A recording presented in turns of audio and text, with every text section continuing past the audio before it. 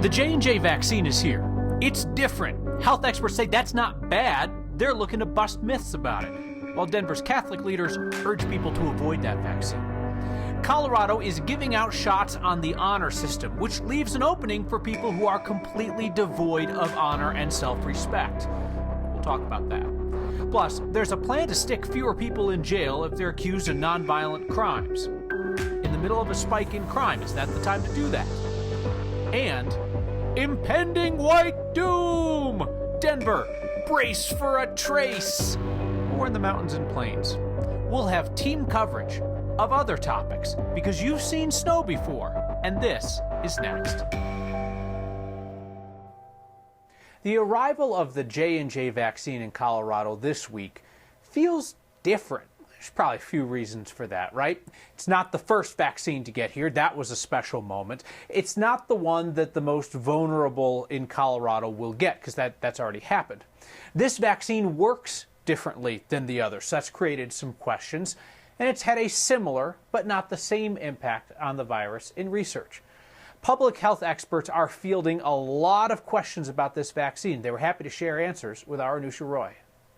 We took the same set of questions to 4 hospital systems: Denver Health, UC Health, SEL Health, and Health One, and they all said the same thing. They are medically equivalent. I promise they're medically equivalent. Dr. Zane with UC Health gets it. At first look, that's confusing. It's hard not to ask a question when you read that Pfizer and Moderna are 94 and 95. And the Johnson & Johnson numbers don't match at surface level. But Dr. Zane said they're focused on what matters most. Important thing is severe disease, hospitalization, and death, and they're all equivalent, excellent vaccines.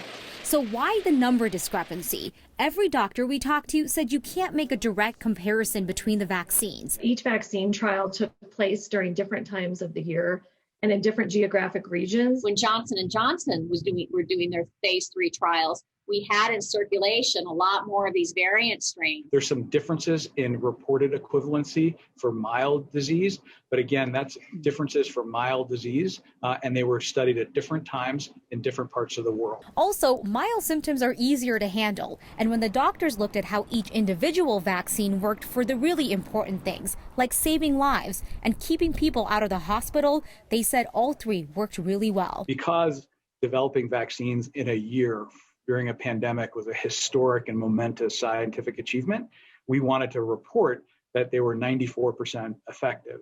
And then when the trials came out for Johnson & Johnson, just the fact that they were different made the news. And unfortunately, the news was not contextual. So obviously, this is also a one-dose shot, easier to store, which the doctors are really excited about. And a lot of the hospitals and the state said that they're going to start working in all of this information into one-on-one conversations, FAQs online. Health One's even looking into putting together a guide that people can read through. And just to give you a quick update, the Johnson & Johnson vaccines have started showing up in Colorado. The state is expecting the number of this specific vaccine to go up later this month, Kyle. The news was not contextual, Anusha. That was probably our fault. We should try to do better next time. Speaking of, there are going to be people, for one reason or another, we'll touch on religious objections in just a little bit, who feel like they want to pick one vaccine or the other. People even knowing ahead of time, if I go to this clinic, what am I going to get there? Yeah, and honestly, Kyle, just like what you were talking about, this conversation helped me understand, the numbers behind Johnson & Johnson better. And all of the hospital systems that we talked to today said, in general, right now, you can't really pick what vaccine you're going to be getting through them, right? It's just going to be based off of availability. Denver Health said specifically for them, they only have one vaccine at a clinic site because they don't want things to get mixed up. And they want people to pick things off of appointment availability and can you get there, not based off of what vaccine is being offered. I just heard from the state a couple of minutes ago. They said through them that you will know what vaccine is being offered at a site when you're signing up for that vaccine. But again, they want people to sign up based off of eligibility and not just scrolling through and seeing what vaccine is being offered there, because they are very excited that all 3 of them are going to be coming online. That's the reason why we've shifted the timetable forward, is because of this vaccine coming into the pipeline. All right, Anusha, thank you so much. alluded to this a moment ago. Catholics in Colorado are being urged by church leaders to avoid that J&J vaccine if they can. The Denver Archdiocese is telling Catholics to get the Moderna or the Pfizer vaccine if they are able to choose. All three of the vaccines were developed using cells that were long ago derived from aborted fetuses. That is the church's concern. But the way that they're handling this is the Moderna and the Pfizer vaccines used fewer of those cells. So they're calling the Johnson & Johnson vaccine morally compromised. This mirrors the stance that we've seen from the U.S. Conference of Catholic Bishops as well as the Vatican. There are 966,000 Coloradans who have now gotten their first shot of the COVID-19 vaccine. That is almost 17% of our state's population. 9% of our state's population is now fully immunized. Hospitalizations. They're at the lowest they've been since the second week of October. 314 patients currently. We finally got another one-day jump that we'd been lacking for a little while. Dropped 97 patients from the day before, down 60 from this time last week. The percentage of tests coming back positive, the indicator of how prevalent the disease is in the community, that's remained pretty flat over the last couple of weeks, but it's been flat in a good way. Yesterday was 3.1%. Our weekly average held steady at 3.3%. Tomorrow will mark 1 year since the first confirmed case of COVID-19 was announced in Colorado, and we're going to bring you a special hour-long edition of Next tomorrow night, starting 6 normal time, going to 7 p.m. It's going to include an address from Governor Jared Polis at 6:30 and a ceremony in remembrance of the nearly 6,000 Coloradans lost over the last year. All right, so picture this scenario. Spoiler alert, it's not great. You go outside, you're going to leave work, go wherever. Your car's gone. It's been stolen. But then, have no fear, police figure out who they think stole it. All right, so what happens next? As of now, an officer has discretion. They can arrest the suspect, or they can issue a summons to appear in court later. A bill that aims to reduce jail populations in our state would limit those options. Politics guy Marshall Zellinger takes a look at an attempt to change when people suspected of a crime get arrested and when they don't. Look at this list of crimes: murder, manslaughter, homicide, serious assaults, kidnapping, sexual assault, robbery. These are all crimes that will still result in an arrest, regardless of what happens with a bill to reduce arrests to help limit jail populations. What I'm really trying to do is to wean Colorado from its incarceration addiction. The bill by Democratic State Senator Pete Lee would tell police that certain crimes are not subject to arrest, simply a summons. Certain felonies like theft, weapon possession, and get this, inciting a riot or insurrection. There are provisions in the bill which allow and empower law enforcement to arrest people if they present a risk to the community or if they are going to flee the jurisdiction. We believe this bill is anti-victim and anti-community. Corey Christensen is the police chief in Steamboat Springs, but also serves as the president of the Colorado Association of Chiefs of Police, which is against this bill. Now, if your house is broken into, I cannot arrest that person. I have to issue them a summons. So the tool of discretion is being removed from my police officer who's out there working every day to keep his or her community safe. For me to help you understand which crimes would be arrest eligible and which ones would be, here's a notice that says when you need to come to court, I had to study the state's 355-page crime classification guide. Is this summons or arrest? Like, could it be confusing in the moment? It is confusing. It's not going to could be. It will be. This is the size of a reference book for a police officer. Police are trained by their local police administrations, and they're trained to enforce the law, and they have arrest authority, so they darn well better know the circumstances under which they can arrest a person before they take them into custody. Well, you just watched. That's just the first part of the bill. The second half talks about when someone should not have to pay a cash bond. We've talked in the past about people stuck in jail because they simply can't afford $50 to get out while they wait for their court dates.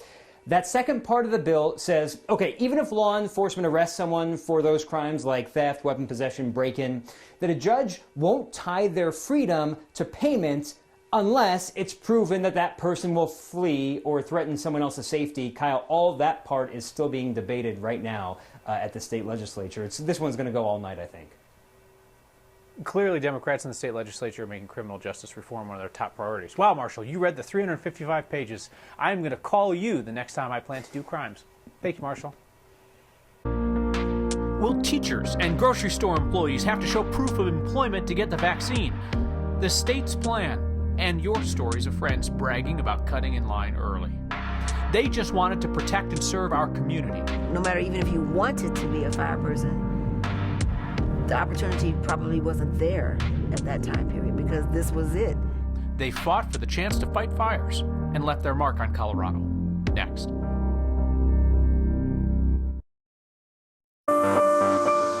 Tonight's next question came from a slew of you, asking if you're going to have to prove that you're eligible for the vaccine when your time comes. Will providers be asking for proof of age or your occupation or your medical condition? Or is it just the honor system? State Health Department says it's basically the honor system. I mean, once you're outside of clinics that are hosted like at a site of employment, like a hospital or school or something like that. Now, individual providers of the vaccine, they are allowed to ask for documentation if they choose to do so. Like the state suggested that maybe they would require a pay stub for an occupation-based eligibility. Anecdotally, though, you've told us that this is not happening, that you're just getting the vaccine, no questions asked. Along those same lines, we are getting some feedback, asking for guidance on what to do about people you know who are weaseling their way into the vaccination system early. A viewer wrote in about a family friend who admitted lying to get a vaccine early before she went on an international trip. I hope the show does not become like Dear Abby, but your email did write in and ask me about the moral question here. This person, whose name I'll hold on to, said, "My wife and I are disgusted by her, the friend's, lack of moral compass. Should we report her in some way?" Concerned in Colorado. That's what I'll call you. Stick with the Dear Abby theme. Concerned in Colorado. Here's what I would say. I think that focusing on individual people who cut the vaccine line distracts from the larger issue of vaccine inequality. Because as supply ramps up, there should be enough vaccines, and the more pressing issue is going to be getting vaccines to people in underserved communities. There are always going to be dishonest individuals who lack the moral courage to stay within the bounds of the system. I say let's focus our energy on the larger goal. So I guess what I would tell you, concerned in Colorado, is that she's your friend, and she's only going to remain your friend if you decide that. She made her choice. Now you get to make yours.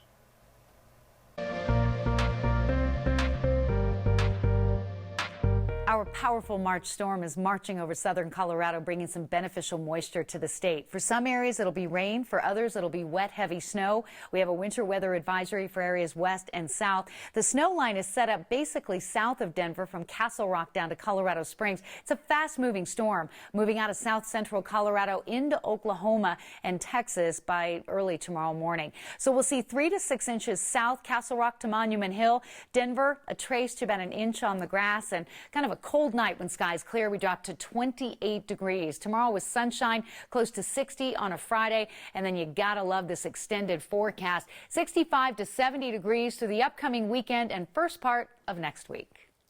Yeah, absolutely. They are the pride of 5 Points because of the history that's here. The beautiful architecture and the wonderful people of that part of Denver have been protected by a group with a rich history of its own. Next.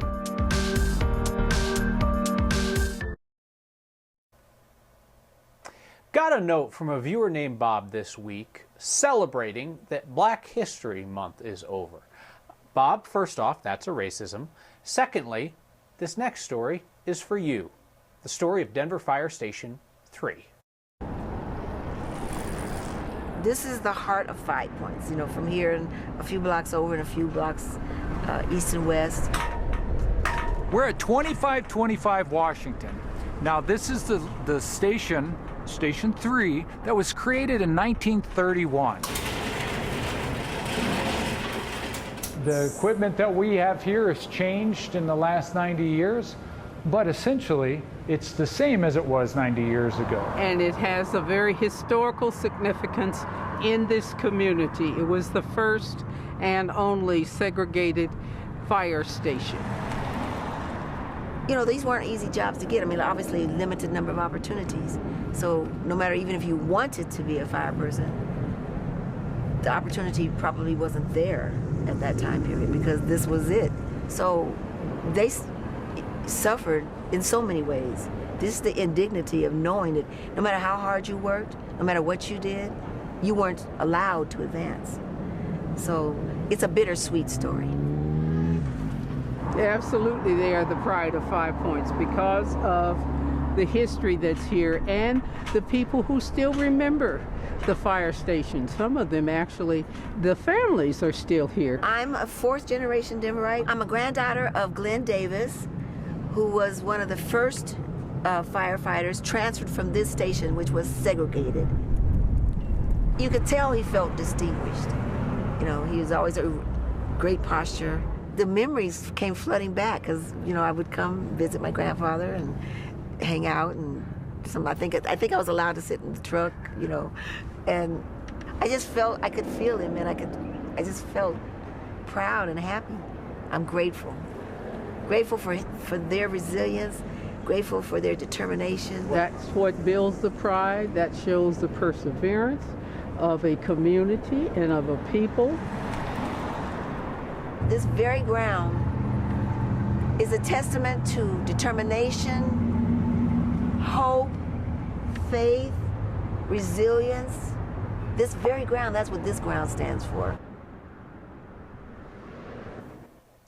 Thanks to our photojournalist Foster Gaines for that trip to Denver Fire Station 3. Bringing some snow day fun inside. It's the most Colorado thing we saw today. That and your feedback next.